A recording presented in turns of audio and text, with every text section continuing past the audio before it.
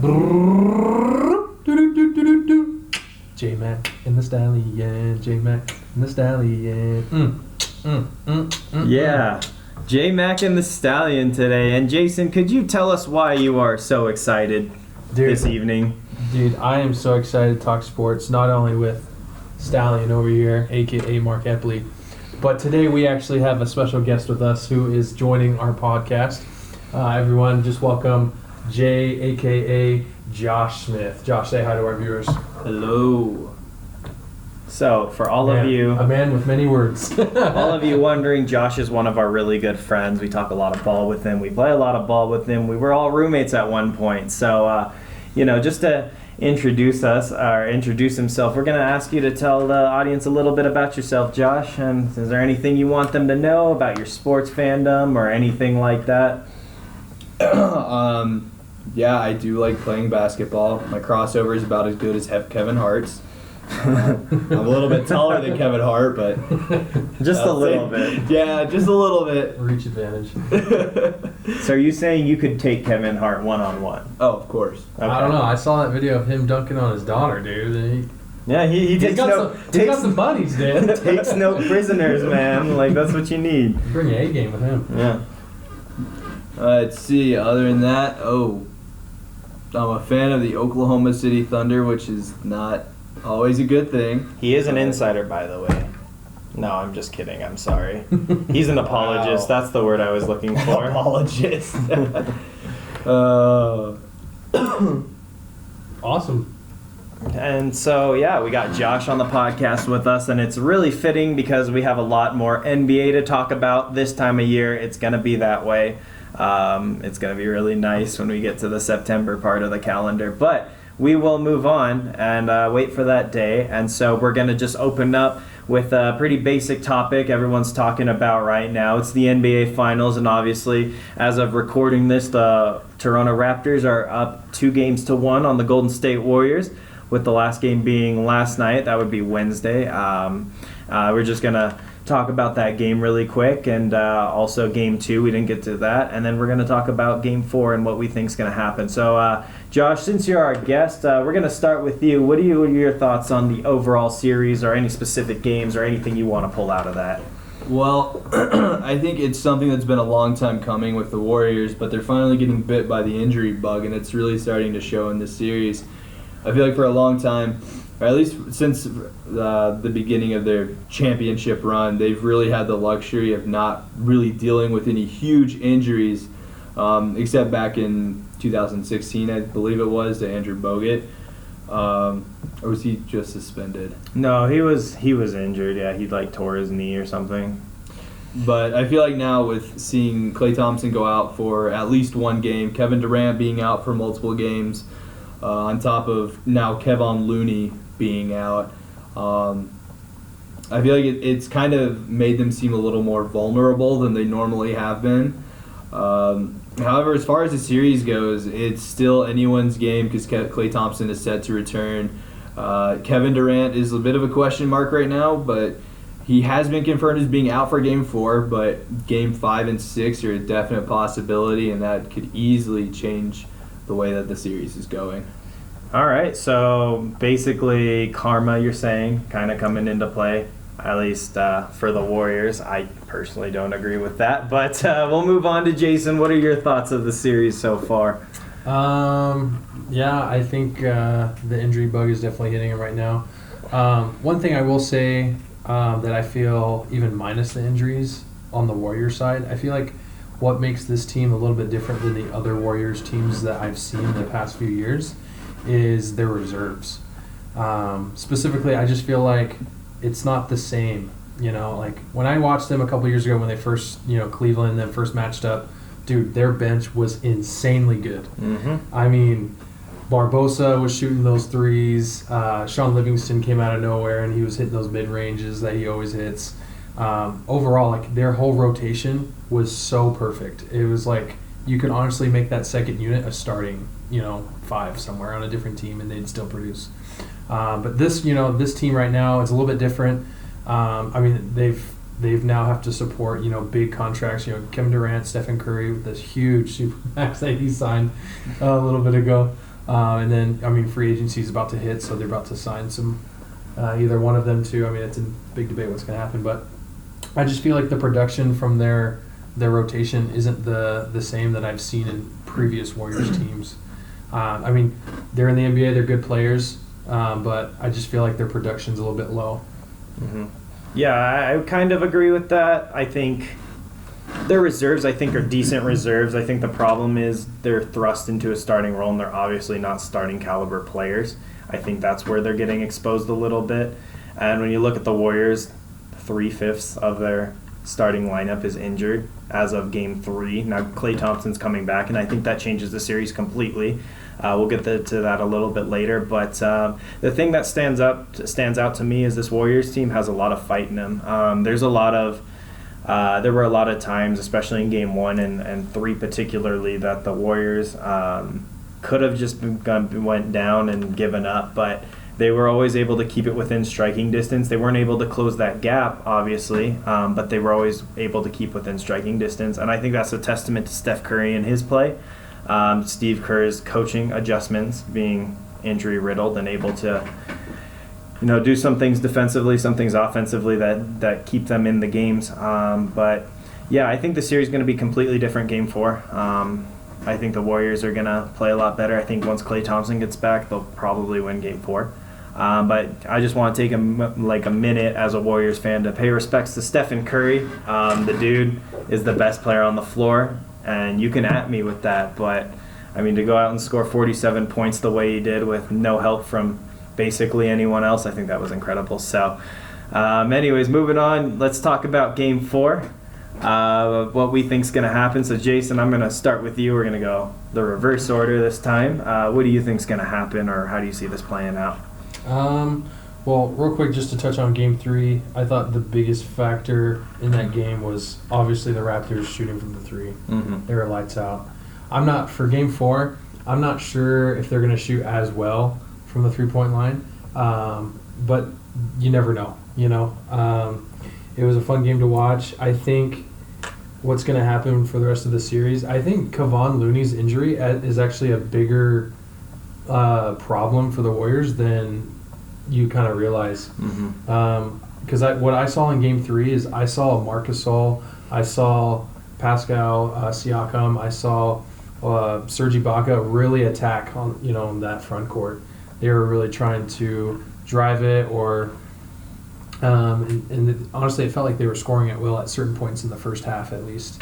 And I feel bad because the Warriors, without Kevon Looney, you're relying on DeMarcus Cousins to play more minutes. He's coming off of that quad injury. So to ask him to play more minutes, it's hard for him because he hasn't played basketball in a while and his body's not really in that, in that good of, game shape, so to speak. But to log in all those extra minutes does do a toll on him. But then also for the Warriors, also you have Andrew Bogut. You're going to have to rely on him to not only play good defense, but to still also score on offense as well. I see the Raptors attacking, down low. I see them really exposing, that hole, so to speak, in the team for the Warriors, and scoring more points in the paint. Yeah, so with that point, I think Klay Thompson will kind of remedy that one a little bit because they've been asking Draymond, especially Game 3, to go out on the wing a lot more than they've been abusing the paint. With Klay Thompson back, he's going to be able to stay out on the wing and be a premier defender on one of those guys.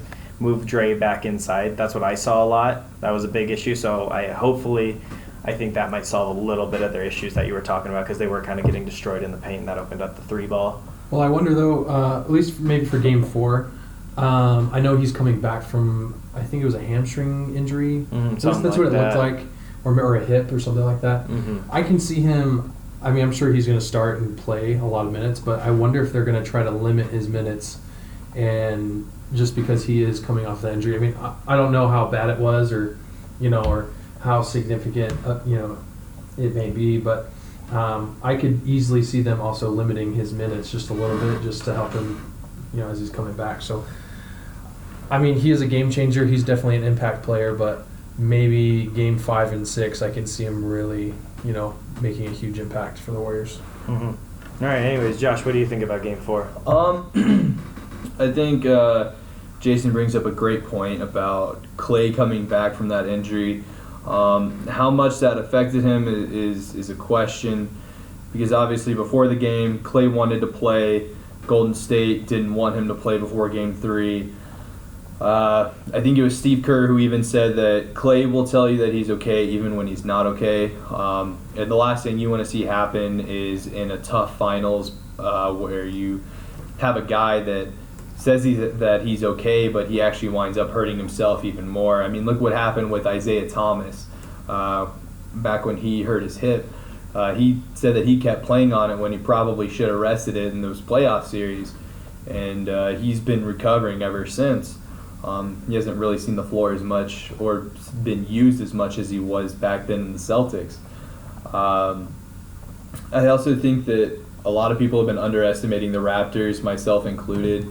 I think Kawhi Leonard, I feel like we've all kind of forgotten how good Kawhi Leonard is. I feel like the playoffs in general have kind of been an eye-opener to that. I think they have an excellent front court with Serge Ibaka, who, as a Thunder fan, I'm glad to see back in the finals. I think he deserves it. He's always one of my favorite players to watch when he played with the Thunder. He was great with the pick and pop. But I think they have a great front court with Pascal Siakam, with Marc Gasol as well. I just think that they have a lot of guys that can kind of make you pay a little bit. We even saw Fred VanVleet go off a couple games during this playoff series. I think that the Warriors, I feel like for them, Game 4 will be a must-win. I feel like if the Raptors carry that momentum of winning both games in Oracle back to the Jurassic Park, I don't know. I feel like that'll be tough for the Warriors to overcome, even if Kevin Durant comes back, because momentum is a huge factor in the playoffs. I mean, just look at when the Cavaliers came back from that 3-1 deficit a couple years ago. It was beautiful. That was the best finals I've ever seen. The chase down block. Actually, I take that back. Lakers Game 7 versus Celtics, best finals I've ever seen. I think the best finals was when Dirk Nowitzki was hitting dagger after dagger on Miami LeBron, and I will stand by that. I don't care. You can at me. I don't care. That was the best finals. But anyways, yeah. So obviously we have different visions of how the series will play out. I still believe in my Warriors. I do think Klay Thompson is like. I feel like the injury was more precautionary. More than anything, I felt like he definitely could have played, but they didn't want to risk it for the rest of the series. I think he could have really re-aggravated it without the extra couple days. I'm pretty sure it was a hamstring strain from what it was. So I know KD has the calf strain, but hopefully that heals up. And yeah, we'll see what happens tomorrow night with the Warriors. Either way, Steph Curry I think is going to be incredible. So moving on, we're going to talk about another topic about the finals and something that probably shouldn't have taken place in the finals, something we probably shouldn't be talking about, but the whole incident with the Warriors part owner, forget his name, it's escaping me off the top of my head. Steve Mills, I believe? Yeah, that's right. Steve Mills being on the sitting on courtside. Kyle Lowry goes for a loose ball. He probably had no business going for it, but that doesn't change the fact that Steve Mills, once Kyle Lowry was kind of in the crowd, he pushed Kyle with one arm, just shoved him. Yeah, he had already fallen by that point. He was trying to get up, and you can see in the video that Steve Mills' hand just kind of comes over and pushes him. Yeah, and he's about 2 rows over too. So yeah, like 2 seats or whatever. Yeah, 2 chairs over. Yeah. See, the funny thing about that video is I thought it was they were talking about the guy who Kyle Lowry fell on, and I see that guy kind of push him up, and I was like, what are they upset about? This guy's helping Kyle Lowry up. And then I go back and watch the video, and I look like an idiot. I look 2 chairs down, like you said, and I see this guy shoving Kyle. I was like, that makes a lot more sense. But yeah, just with that, there are reports that he's going to be fined $500,000. He's suspended for a year. And people are saying that he should sell his ownership in the team. So I just kind of want to open up to the floor. Anyone's free to jump in. What do you guys think about this situation? And should the NBA get more involved with it to prevent these kinds of things from happening? I think that the NBA definitely needs to get a hold of this situation. I mean, heaven forbid we have another Malice in the Palace situation at hand. I mean, granted, I don't think it'll ever go that far, but you never know. Exactly. We've seen it happen with fans throwing out vulgar insults, a la Russell Westbrook, antagonizing players. Even Drake's antics on the sidelines come into question. There's just a lot of stuff that I feel like they kind of allow certain people to get away with, but as soon as it becomes physical or almost racially charged, it seems to become an issue. I don't think there's an easy solution to it. I think it's a tough problem, but I feel like the league is taking some steps in the right direction by finding these people and fining them or suspending them. Mm-hmm. So what do you think the solution is to this, Jason, or what are your ideas for that? I mean, if I was Stephen Mills and Kyle Lowry came over and like, if he like were to like dive into like my seat and like hit my nachos over, I'd be pissed. You know, I paid premium money for not only those seats but those nachos. Those are gonna be some damn good nachos. Sitting courtside, everything's a lot better. Sprite tastes a little bit more crisp. Sprite, yeah, that's what you would be drinking, Jason. Don't lie about it. Dude, courtside, baby. The Sprite ain't dirty. I mean, it'd be Coke, obviously.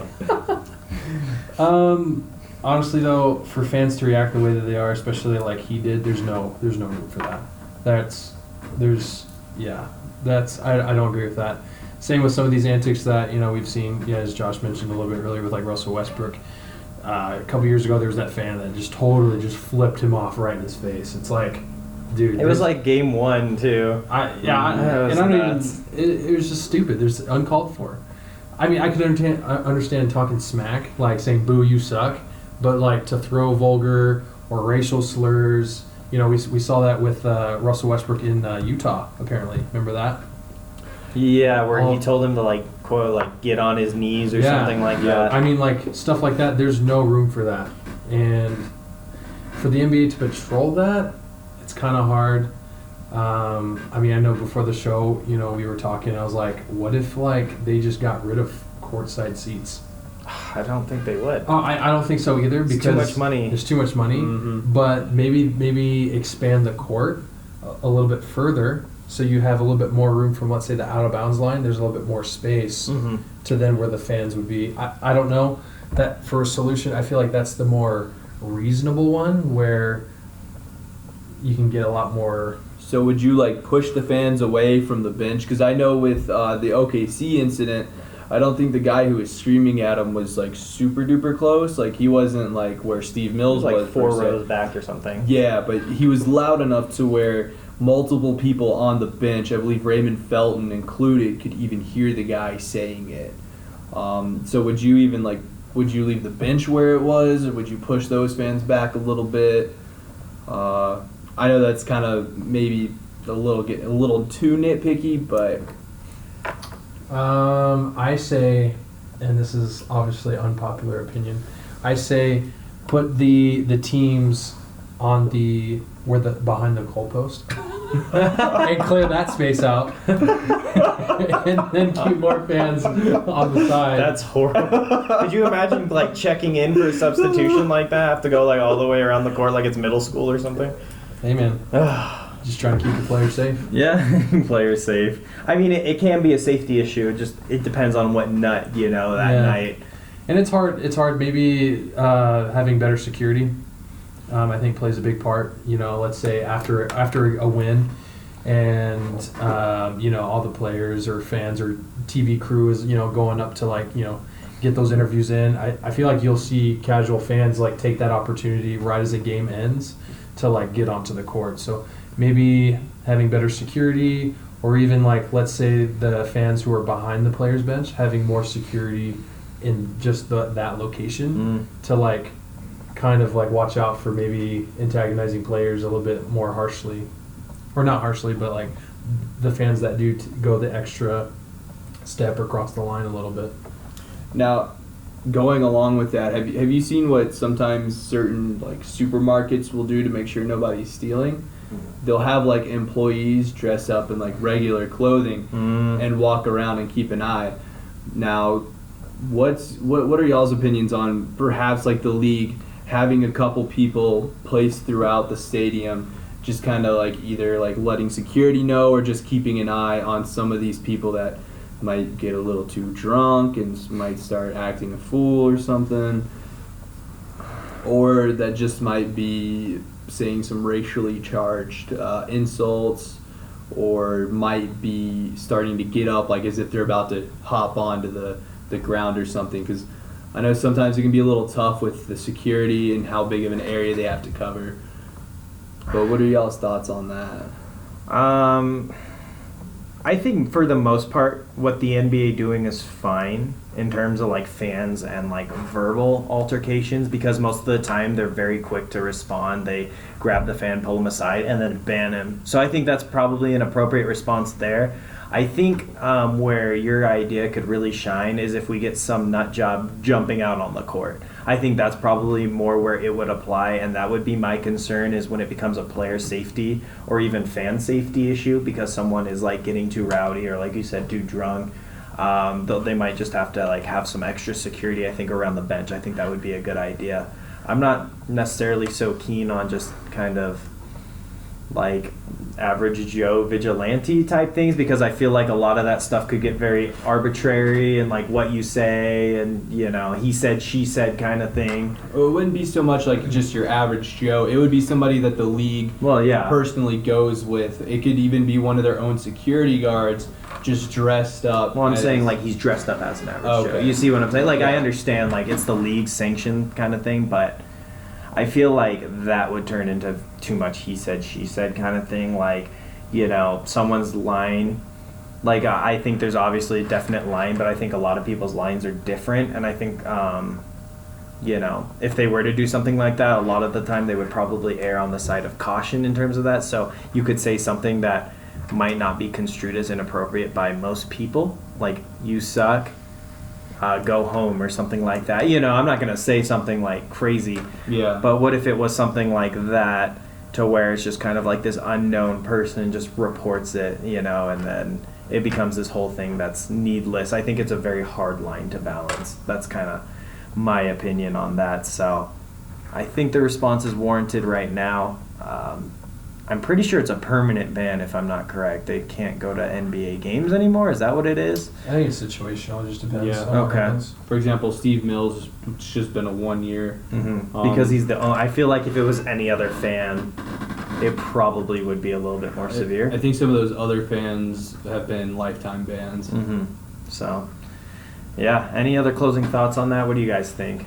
No, I think just the fact that, I mean, the NBA, like you said, you know, makes quick, usually concise, you know, punishments. And I feel like with how we are with like the media and how we can have easy access to it, I feel like as fans, we kind of get the idea that the NBA will enforce it, you know.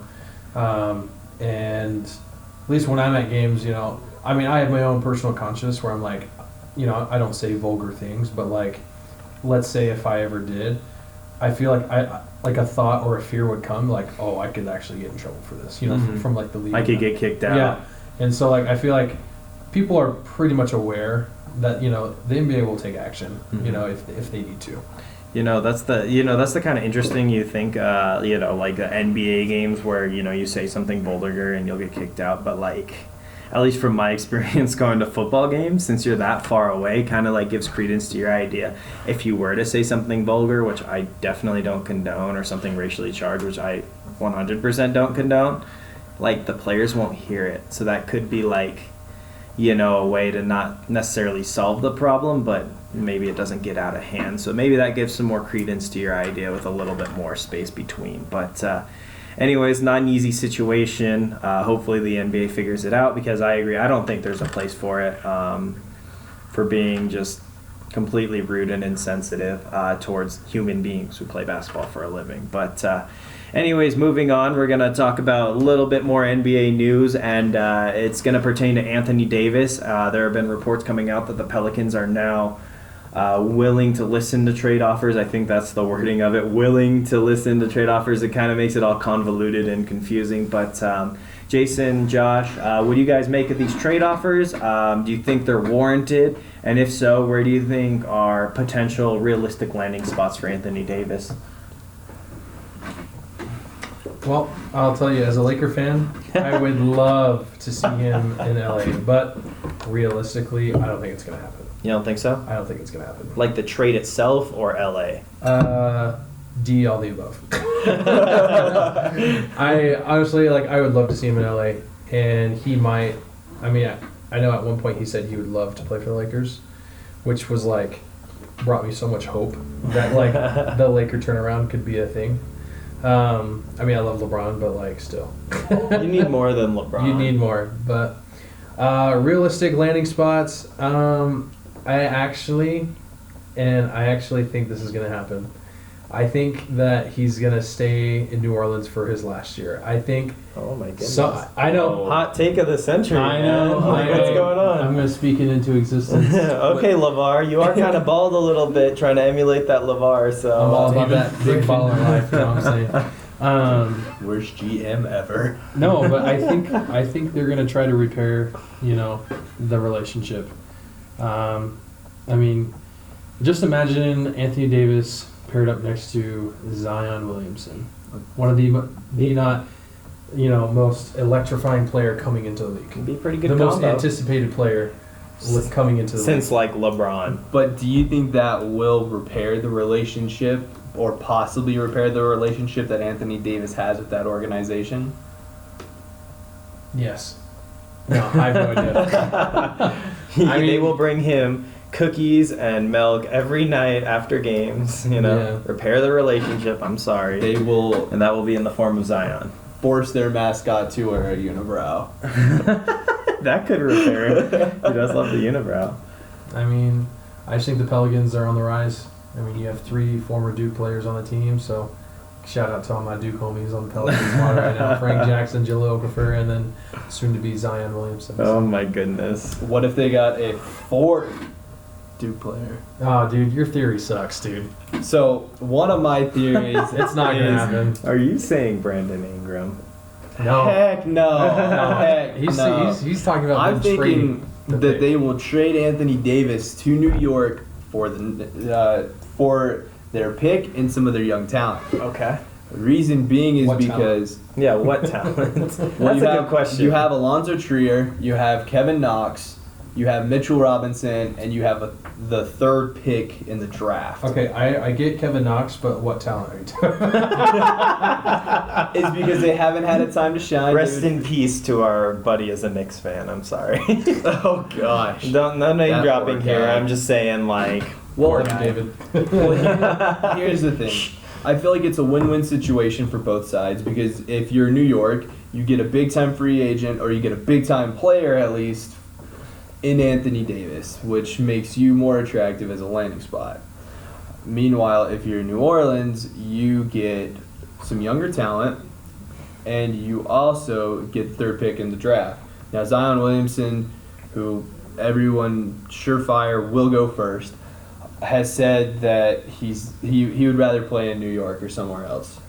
However, you bring R.J. Barrett over with that 3rd pick, you bring together 2 Duke homies who played together in the same year, already know how to play together, stepping it together into the NBA already with that camaraderie that you need. So then you build your team around them. You could possibly trade Drew Holiday for a pick in the draft, or at least some younger talent. Maybe start that rebuild around Zion and RJ, kind of make it their team, make it feel more personal for them in the city of New Orleans. Meanwhile, Knicks basketball looks on the up end, because you get Anthony Davis, you can possibly attract a couple other free agents over there, and boom, Knicks basketball becomes a thing again instead of a laughing stock. Yeah, I do like the Knicks idea, but just for the sake of this, I'm going to go with the LA Lakers, and I think that is definitely a realistic possibility, and it's not because Jason is looking at me right now. It is because the LA Lakers have the most assets out of any team that are willing to throw the farm at New Orleans, and a guy like David Griffin, I think, is going to look for the best trade. He's going to look for some young talent that's also kind of established. I think that you have a lot of trade pieces in the Lakers. You have the 4th pick. You have Brandon Ingram, Lonzo Ball, Kyle Kuzma, Josh Hart. Take your pick. Maybe even some future picks. There's a lot of different trade scenarios that I think make it a lot more flexible. And I think the Lakers are desperate. They really need to do something for LeBron and the team as a whole. I think that could accelerate that process, and the plethora of young talent could really lead to the Lakers ending up with Anthony Davis. So, do you think that this trade is going to happen in the next 2 weeks before the draft or after the draft? I think, because I feel like that's a big deciding factor of if for the Lakers presenting the right trade, or if David Griffin's looking for that perfect trade. I feel like that pick, the 4th pick, is going to be part of that trade. yeah. I think it has to be. I think it's going to be before. At least the one thing I know, it's completely different, but I'm a Raiders fan. NFL news. Right before Khalil Mack got traded, or a few weeks before that, there were kind of whisperings coming out like, oh, we're listening to offers, right? Oh, we'd be willing to move him for the right price, but we're not looking to trade him, kind of thing. Well, I mean, at some point, a team's going to come calling with the right price. And, in that scenario, it was 2 first-round picks. In this scenario, I think David Griffin might actually pull this thing off with the Lakers and get a lot of young talent and that 4th pick. And he has that number 1 pick. That's a team right there, and I think he's going to be looking at it like that. So, yes, I think it'll happen before the draft. 2 weeks. Right? Wow. Within the 2 weeks, yeah, for sure. I have one more team to throw on the board, and that's the Boston Celtics. That could happen. I can see that. They have the young talent. They have the established talent who, unlike the Lakers, doesn't have a history with injuries. Because right now, Lonzo's hurt. He has been hurt multiple times since he came into the league. Brandon Ingram has who knows what is going on with him. It could be something minor. It could be something very serious. Mm-hmm. Time will tell on that issue. As of right now, they're hoping that it's not a Chris Bosh scenario, but you never know what could happen over the next couple of years. As for Josh Hart, I like the guy, but let's be real. He's not really that attractive of a trade piece. Super inconsistent on the Lakers. He was on my fantasy team for a little bit. Oh, so this is where this is stemming from. I can see it now. I watched him in games, and it was frustrating to watch sometimes because he'd miss open threes. I just don't feel like he's that attractive of a trade piece. But anyway, going back to it, the main trade pieces that the Lakers could provide versus what Boston could provide, that 4th pick is very enticing, but I feel like the young talent that is either established or has more potential, such as a Jaylen Brown or a Jason Tatum. You have a Terry Rozier as well. You have younger guys from the Celtics who have kind of showed that they're starting caliber players versus some of the Lakers where there's been a lot of doubt. No one's really doubted Jason Tatum. No one's really doubted Jaylen Brown. No one's really doubted Terry Rozier as much as I've heard people doubting Lonzo or Brandon Ingram. So I feel like because of that, Danny Ainge is also a wizard when it comes to trades. I feel like the Boston, Anthony Davis landing in Boston could be very real. See, I agree that they have a lot of assets. I think Kyrie's leaving, and I don't think they make that move without Kyrie there, if that makes sense. That's just the one thing that would hold me back on that, because I agree. And then the other thing is that Danny Ainge likes to hold on to his assets until he can get, max value, crazy value out of it. So, and I don't see like the Brooklyn pick, which turned into Jason Tatum, I believe, through another trade with the trade down. I don't know. I just feel like that's something that he might hold pride in and be like, no, this is our guy. He might have struggled this year, but he's going to be really good. We spent the time developing him. But I think it's a realistic scenario. I don't think it's as likely knowing that Kyrie won't be there. If he stays there, I would definitely look for Boston. Now this is a little irrelevant to it, but I just have one name to throw out there for that free agency, and that's Kemba Walker. Oh my goodness. Well, you already know my thoughts on Kemba Walker, right? Yeah. Anyway, sorry, that's a whole nother issue. Yeah, it's a whole nother issue. I want to throw out one wild card team. You guys are going to laugh at me, but if I was this team, I would throw the farm at New Orleans, and that would be the Dallas Mavericks. Yes, I know, it sounds crazy, but listen to me here. You have an asset, Kristaps Porzingis. Injury riddled? Yes. Could you get him to resign? Yes. Could you trade him? Definitely. You throw as many first-round picks as you want at the freaking Pelicans. I don't think they have enough because of that Trae Young or Luka Doncic trade. I know, but you just throw it there. You'll give him Chris Stapps. I think if you're the Mavericks, you got to do whatever you can to get that guy in the building. I think that could be an awesome pairing because I just selfishly, I would love to see Luka Doncic paired up with Anthony Davis. So see, I feel like the Pelicans would want Luka in that scenario. I know that's the problem, but I don't think they'd want Chris Stapps. I think they'd be like, we want Luka. Yeah, I don't think that'd happen. But make it happen, Mark Cuban. You've got freaking Shark Tank. You've got all these businesses. You got the Mavericks. Make this trade happen. But anyways, we're going to move on. That's a lot of NBA talk. We're going to move on to some more basketball talk, and it's going to be the NCAA. The big news coming out of there this week is that the NBA or the NCAA three-point line was moved back from 20 feet to 22 and 1/3, whatever that means, feet. And the important thing to keep in mind is that the NBA line is about 23 feet back. So we're going to kind of discuss that, the implications of that. Is it a good thing? Is it a bad thing? So I guess I'll start us off with this one. I personally think there's two sides to every story, and this is the same. I think it's a good thing in the sense that NBA scouts are going to be more accurate with their three-point shooters because the line's going to be moved back, and I think that extra couple feet's going to make a difference. It's only 1.5 feet shorter than the NBA three-point line, so it's going to make it better for scouting three-point shooters in general. I think the bad thing about this is, a lot of these guys aren't going to go to the NBA. Like, let's be real. A lot of college players don't end up making it to the NBA because they might not have the skill or the talent. And I think it's going to show up when they start missing a bunch of threes and really make the game kind of boring.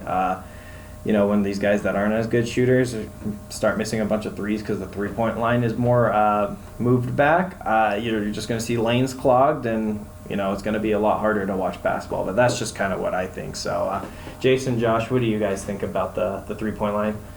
I think looking at it long term, I think it's a temporary thing. I think the NCAA through history has made changes to make it more competitive, it more like the pros, so to speak. For example, in 2008, they moved the three-point back from 19 feet to 20 feet. And then obviously now they just changed it back even more. 3 years ago, they changed the shot clock from 35 seconds to 30 seconds. And I see that eventually changing in the next 10, 15 years. I think look at you, the short term. I really do. I mean, we're at the point now where the young talent that we have coming out of high school is good quality talent. I think they can make that jump. I mean, there's already talks that, the Players Union and the NBA are in talks to making it, eligible for 18-year-olds to come straight out of high school to jump right into the NBA. And I see, the G League being more of a thing too, that being a thing. So I think it's a good move, to make it more competitive. It definitely spaces out the floor so you have more driving lanes, and it makes it a little bit difficult, to shoot from three. But once again, I would have liked it seeing this three-point line going back to NBA range. Honestly, I think that would have been the best option. But I will say that, it's going to be exciting to watch. And if you didn't know, so this change is only happening to Division I. Last year they tested it in the NIT tournament and got pretty good reviews from it. And so Division I, they're changing it this year. But Division II and III, they're going to change it next year. Still, we're kind of in a testing phase. See if it really does, help the, more possessions or, just better, product on the court. So, but it's good. I just think it's eventually going to be a temporary thing. Okay. Perfect. Josh, what are your thoughts? Well, on that, I don't really have much to add. I think that we could potentially help them out with a little bit more marketability as far as NCAA games go. We were kind of talking earlier that something that comes with floor spacing is you have like a lot of explosive plays that can happen. Kind of like what Jason said, you have more driving lanes, which on a fast break that could turn into just an explosive dunk that just gets everybody screaming and jumping, or it could turn into a Golden State Warriors play where they kick it out to a shooter on the wing and hit down a clutch three. I just feel like it does help out with that spacing, potentially make things a lot more competitive. I feel like it'll also kind of help show off some of that star talent that you'll see in college, since you won't have defenders as close, most likely, depending on the play that's drawn up. You'll see a few more one-on-one situations with a little bit more space. You might see, for example, the guys who play down low, you might see them show off their footwork a little bit more. Now they have more room to swing their feet, not having to worry about colliding with other players or defenders. That's about all I've got to add to it. Time will tell what really happens. Yeah, that's the biggest thing with this. Like you said, it's kind of in the testing phase with this whole thing. So time will definitely tell. We obviously differ with our opinions on that, but that's something to keep an eye on. I think it actually makes the NCAA season a lot more interesting than it originally would have been. But all right, anyways, moving on. We're going to go to the NFL. After this long in the podcast, we're finally getting to our NFL topics and some news, not really a ton, but I think a really impactful news in the NFL, suffice it to say, came out this week. Actually, this morning, Carson Wentz of the Philadelphia Eagles has agreed to a 4-year contract extension, which will have $107 million guaranteed, and I think it's 120 something, 26 overall, which is insane. And if you guys aren't as versed in NFL, really the thing you have to look out for is the guaranteed money. So when you see a contract come out and they say, oh, this player signed 4 years, $80 million, you want to look at the guarantees, because there's a lot of ways that these NFL teams can get out of paying these players the full benefits of the contract, i.e. cuts or as an incentive-based contracts or whatever. But seeing that $107 million is guaranteed over the next 4 years, it's the highest in NFL history. It's a ton of money, especially for a quarterback. Quarterbacks are a valuable commodity. But Jason, what do you think about the money that the Eagles are giving to Carson Wentz? Do you think it's a good thing, a bad thing, overall for the sport, the Eagles, Carson Wentz? What do you think? As an Eagles fan, I'm excited. I'm not an Eagles fan, but if I were one, I'd be excited, because what I see with this contract, I see the Eagles organization sees Carson Wentz going back to that MVP caliber form, and that he'll be able to pick up where he left off. The realistic part of me, the cowboy fan in me, totally sees this as a dumb move. Tell us how you really feel. I'm dead serious, because he had he had one really solid year. It was an crazy year. It was an insane year. But he's been injury prone, so that is the biggest question that I have. And so obviously they have the inside scoop. I'm sure ownership has talked with their doctors, and they've had constant updates on the progress of him in his rehab and stuff like that. Obviously they know more than me, and they feel obviously confident enough to throw that much money at him, and they see that much potential in him. And so I totally get that. I'm just a little worried, to be honest. I wouldn't draft him on my fantasy team, that's for sure. Josh, what do you think about the situation? I know you're not as familiar with the NFL, but just what are your reactions to that much money? I feel like it's a double-edged sword, because on the one side, kind of like what Jason was saying, you see that the Eagles are saying, you're our guy, we're sticking with you, here's the money, now show us what you got. On the other hand, though, I feel like it could be a huge negative, because when you start, especially with the NFL, because unlike a sport like basketball, in the NBA you have 5 positions, and a lot of people play multiple positions. Mm-hmm. Meanwhile, in football, on a football team, you have a lot of players, and you have multiple teams. You have your offense, you have your defense, and then you have your special teams. So with putting that much money towards one player, and specifically a quarterback, I feel like that can kind of set the precedent that, hey, quarterback needs to get paid, and the rest of the people, it kind of becomes a hierarchy almost. Mm-hmm. Like you got your quarterback at the top, you pay him the top dollar, and then you got everybody else who gets kind of angry, and that could cause some dissension amongst teams thinking, oh, well, I'm the star of this team, I'm the running back, I'm the superstar, you should be paying me that good money. Our quarterback's, he's all right. But if that precedent becomes established with Carson Wentz, is you gotta put that investment in the QB.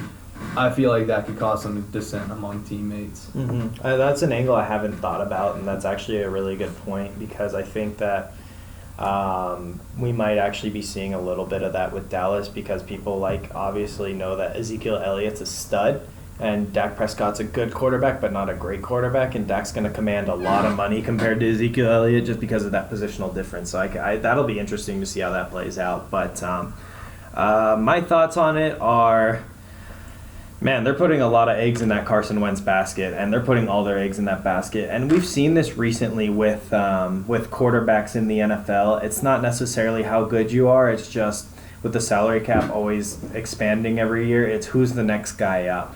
1 year it was Derek Carr, then the next year it was Aaron Rodgers. Now it's going to be Carson Wentz, Jimmy Garoppolo, Jimmy G, and he only has started 6-7 games. Patrick Mahomes is going to be up, and I don't want to know what crazy numbers he's going to make. Honestly, oh, dude, he's going to shatter this right now. This guy's going to make 40-something million a year, and that's going to be insane. And I think that really is a problem, kind of like what you said, Josh. It's a problem, I think, overall for football as a product because really the rules are geared towards protecting quarterbacks. We get that, but these injuries inevitably happen. And with Carson Wentz, they're definitely going to happen, and you've seen that.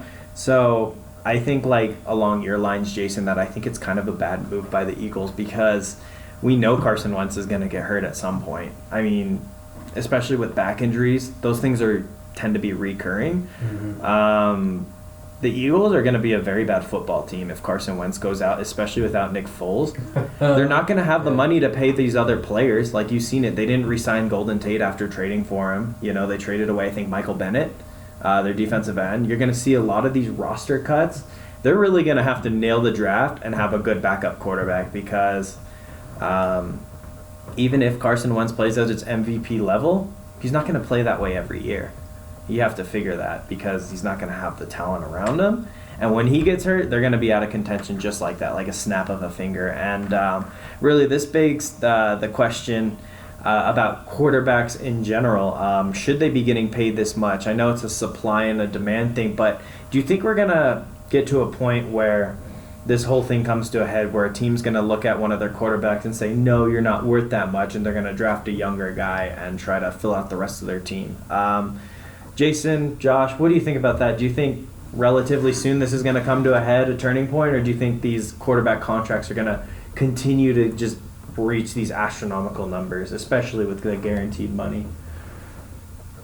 So I feel like I kind of already touched a little bit on this, is what I was saying about Carson Wentz. I think it will set a bad precedent. I think that it will cause an issue with quarterbacks because when you look at the NFL and you look at who's marketable, you see a lot of quarterback names pop up. You see Aaron Rodgers' name pop up. You see Big Ben's name pop up. You see Tom Brady's name pop up. And you see now Patrick Mahomes' name pop up. You'll occasionally see Jared Goff's name pop up a little bit here and there. I mean, look, let's be honest. Remember last year when Ryan Fitzpatrick, I believe was his name, had his little Fitz magic going on? Nobody was really talking about that team overall. They were just talking about the dude walking out wearing his teammates' gold chains. I mean, all focus was on him. They weren't talking so much about his players making good catches, so much as, wow, look at these bombs that he's throwing. I agree. So I feel like even right there with a okay quarterback, I guess, streaky, from what I've seen, there's definitely going to be a precedent, I believe, set regarding the quarterbacks. Okay. I think those are some very good thoughts. Jason, do you have any thoughts to add on to that or build off of that or your own, direction? So when I think of the NFL in, let's say, the past 15 years, Okay. the NFL had to institute a rookie pay scale because some of these contracts for rookies were getting way out of hand. For example, Sam Bradford's rookie contract. Do you know how much it was? Because he got paid 40, 50 bank. million? Oh, I have to guess it's around 40, 50, 60 million. Somewhere like between the 40, 60 range, am I right? Yeah, he signed a 6-year, $78 million deal, which had $50 million guaranteed. Okay, so I was right with the guarantees. Okay. I mean, obviously it's a different topic, but it's like on the same kind of, You better not bring up Jamarcus Russell, I'm just saying. You know, as a Raider fan, you, Mark, I'm sure you love Oh, man. I thought that's where you were going next, so I got a little nervous. But then the next year, when I think it was Andrew Luck in the 2011 draft, or is it 12? No, that was Cam Newton 2011. Okay. And then Luck was 12. Okay, I think it was 2012 they came up with the rookie pay scale. Yeah, after the lockout. Yeah, after the lockout. So, these contracts were getting way insane for rookies, and they needed to do something about it. During that time, I felt like the league shifted from the priority was quarterbacks, became a huge focal point in building a team. And, I mean, as we've seen year after year, you'll see teams trade up to get a quarterback. You'll see you'll see the Redskins who traded away so many first-round picks for RG3. Oh, my goodness. Only to see him be a very uncoachable player and not turn out how they expected. And then his knee exploding. Yeah.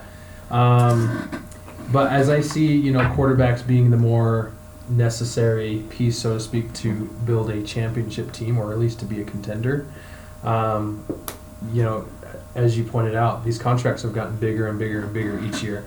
It's like they're trying to outdo each other each year. Who's next, I honestly think that it's going to keep going. We're going to see these numbers just get bigger and bigger and bigger, and it's not going to change anytime soon. So I have a little bit of a different take. I'm kind of combining your points, and I'm going to throw this out for you, just some food for thought. So a couple years ago, I remember the AFC and the NFC championship games being, it was the Eagles and the Vikings, and then it was the Patriots and the Jacksonville Jaguars, I believe.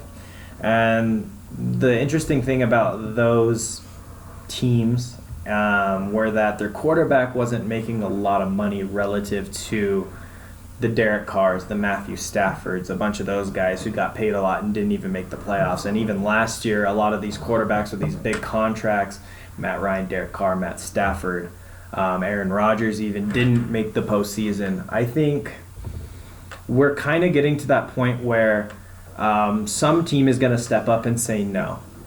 Because you look at a lot of these more successful teams and teams that are in the playoffs, competing for Super Bowls, they usually have a quarterback on a rookie deal or making below market value, and then they have a very good team built around that, able to pay a lot of good players. And I think at some point that's going to happen, and I think it's going to happen with Jared Goff.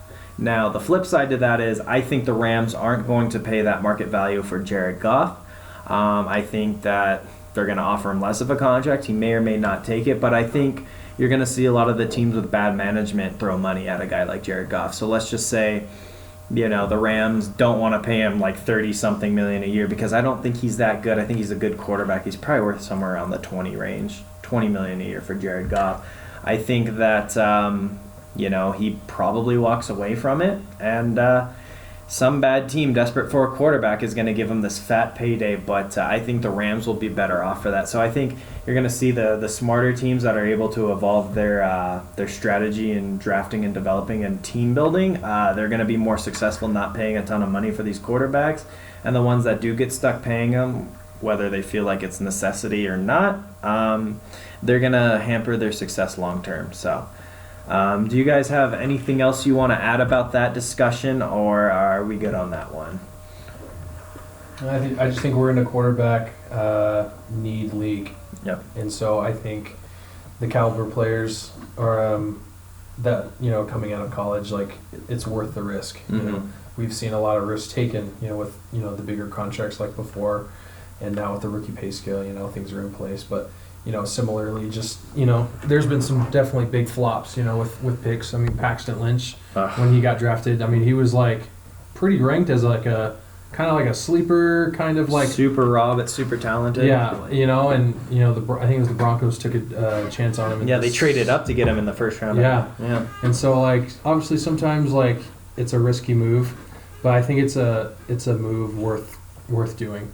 I mean, that position, you run the offense, you have to take command of pretty much the team. You're basically drafted or sign on with that team with the intent of basically being a leader and a captain. So you have to have a lot of good qualities in order to run the team. So that's just, I just wanted to finish a little bit of my take on it, but I think we covered pretty much everything. Yeah, perfect. So my thing is, I'm not against them paying premium money for guys who actually deserve it and who produce year in and year out. Like my thing is, if they're a top 10 quarterback and they're going to be, pay them. But if not, I think it's it's in a team's best interest to cut it and move on. So that's kind of where I fall on that. But anyways, with us moving on, we're going to move on to our last segment.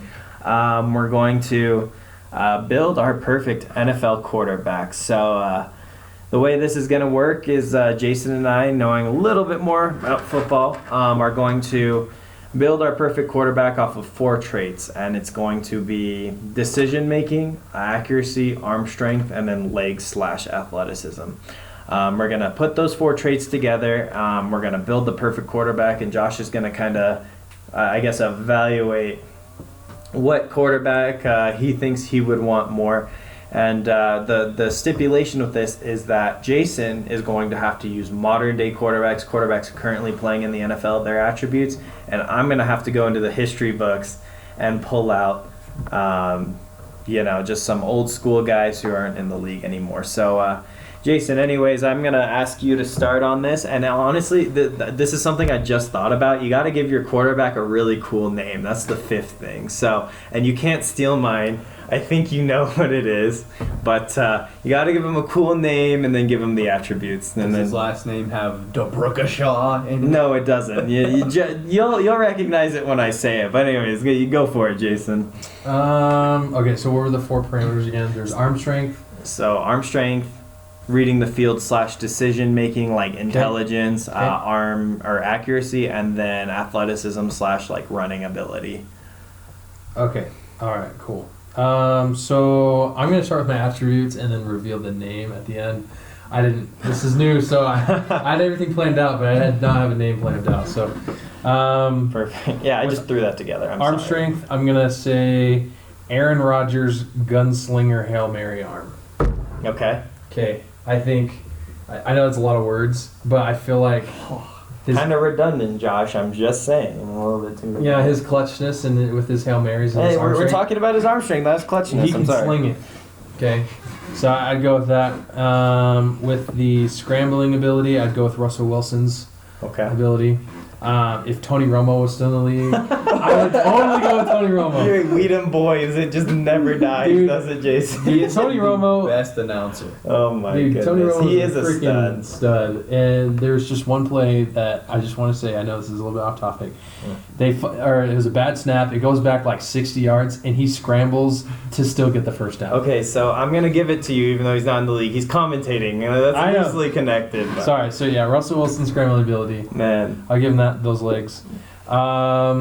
Reading the field, kind of like offensive mind, I'd go with Andrew Luck. I think Andrew Luck, he prepares the way similar to Peyton Manning. He comes prepared. He studies. Okay. He does his homework. I like that. And then overall athletic ability, I go with the body of Cam Newton. Oh my goodness, I knew it. I knew it. Had to go there. Black Superman. That's all I have to say. As for a name, dude, I have to go back to my throwback NCAA create a quarterback with Bucky Hodges. Oh my goodness. Oh jeez. It's either that or Chocolate Thunder. Oh my goodness. I think you might lose on name alone. So, that's a very formidable quarterback. You're definitely gonna get me in one area. I'm just not gonna reveal it though. But going back to this historic thing, I'm gonna start from the top down because quarterback is a mental position, and that's where I'm gonna start. So the first thing, I'm gonna have the field reading and intelligence of Peyton Manning. Oh, hands down. Yeah, there's no one better than the Sheriff. Maybe you could argue Tom Brady, but it's either him or the Sheriff when you look at it. That guy had complete command of an offense, complete command of the football team. I don't even think he had an offensive coordinator most of his career, or if he did, he was basically a glorified ball boy. He was already like 10 steps ahead. Right, he was the limitless Bill. Exactly, limitless Bill. That's the perfect way to do it. Because Peyton Manning is one of the only quarterbacks I've ever heard of calling his own game plan and his own plays. Most, quarterbacks are given the plays, and they might have the luxury to change it at the line. Peyton Manning was like, no, this is the game plan. These are the plays. I'm changing it however I want. You can give me a water bottle offensive coordinator. Like, that's just, he was on another level with that. So I'm going to go with the Sheriff for that. I like that. Keep going. I miss these right. Omahas. Oh, yeah, dude. Omaha. And then his Papa John's commercials are just awful. Like, hey, now he's with Nationwide, right? Oh, gosh. I hate those commercials. Anyways, keep going. Sorry. So for the next one, I'm going to go with arm strength, because arm strength I think is really important, very underrated. There were two guys I was going to go with.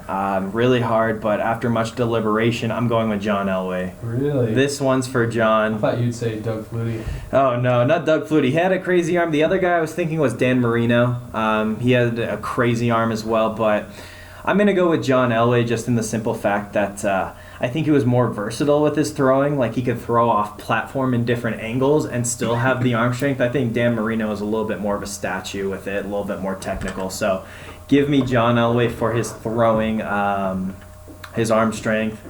The next guy I'm going to go for throwing accuracy, Joe Montana. I mean, I'm the author of the West Coast offense. I'm going to complete 65% of my passes or thereabouts when the NFL wasn't geared towards passing. Throwing beautiful balls everywhere over the field. It's hard to go wrong with that. And then for the legs, body, athleticism, I'm going with Michael Vick. Oh, yeah. Just in the simple fact that Michael Vick, I know he wasn't the biggest guy, so I think that kind of might hurt him a little bit, being like 5'11", 5'10". They say he was 6 foot. He was like Allen Iverson. He's 6 feet tall. Yeah, no, he's not. But that athleticism, literally a wide receiver playing the quarterback position with even that arm strength, it was incredible. Probably ran a 4.3, 4.40 back in his day. His explosiveness and his straight line speed. Yeah, he probably couldn't take as many hits, but, with all the other traits, I think he's smart enough to keep himself away from the hits. And for the name, I saved this for last, and we've got a battle of the Buckys, baby, because my guy's name is Bucky Moses. He's parting these defenders like Randy Moss in the end zone. He's throwing darts down the field. Bucky Moses, it's beautiful. All right, Josh. So he gets busted by the police. No, dude. Dogfighting. You know what? We don't want to talk about that. We're not being controversial here. We're playing on the field stuff. He's parting the Red Sea like Moses and Randy Moss. So, Josh, we're going to throw it to you. Battle of the Buckys. Are you ready for your judge, Bill the quarterback, jury, and executioner? You're Jerry Jones right now. You're the head. You're the captain. No, he's not Jerry Jones, because that's too biased on Jason's part. He's more like Al Davis, because that's unbiased. Yeah, rest in peace, Al Davis. Rest in peace. You know what? I gotta give it to Jason on this one. How did he, dude? Okay. First of all, the Sheriff. Man, two of the guys that you said, how are they old school? What are you talking about? Michael They're Vick retired. and Peyton Manning? They're retired. What do you mean? Barely. A couple of years. Oh my gosh. He pulled out Tony Romo. He's in the booth. Here's the thing. Russell Wilson. Here's where I give it up to Jason at. With the body and the athleticism of Cam Newton, I mean, think about that. Dude's how big again? Like what? 265, 285? Oh yeah, 6'8", 6'9".